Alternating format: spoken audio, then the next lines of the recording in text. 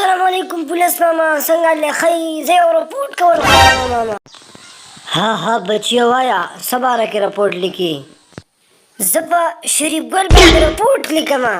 ها دا راته وایه چې رپورټ ولې لیکي.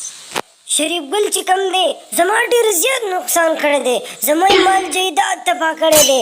که هر څه یي زه انصاف غواړم، ما ته انصاف راکوي. زه په شریف ګل باندې رپورټ کوم. ها تا ته پته ده چې شریف ګل څوک دی؟ شریف ګل خو زما یو نازبین زوی دی.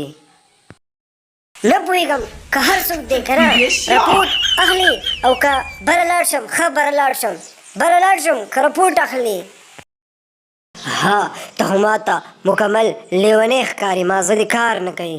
او ولې نه، اوس په خود زما ماغزه کار نه کوي چې ستا په زوی رپورټ کوم.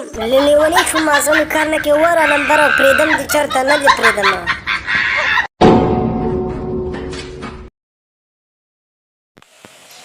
السلام علیکم غټانو، څنګه حال دی؟ ښه خیر خیریت دی؟ تاسو هم ټول وزګار یې؟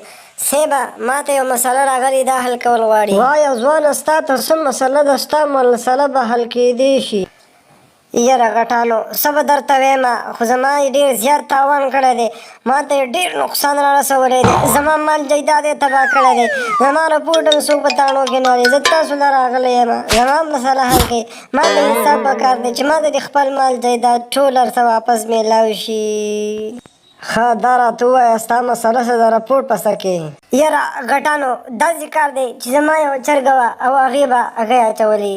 یوه ورځ هغې هګۍ بهر واچوله او هغه شریف ګل راواغسته. ما ورته وویل چې ما له خپله هګۍ راکړه، لیکن هغه رانه کړه او ما ورته ډېر زور وکړو. نو هغې هغه زما هګۍ ګېله کړه او هغې ماته کړه. زه اوس غواړم چې ما ته د انصاف میلاو شي، ما له خپله هګۍ راکړي، زه په هګۍ رپورټ کوم.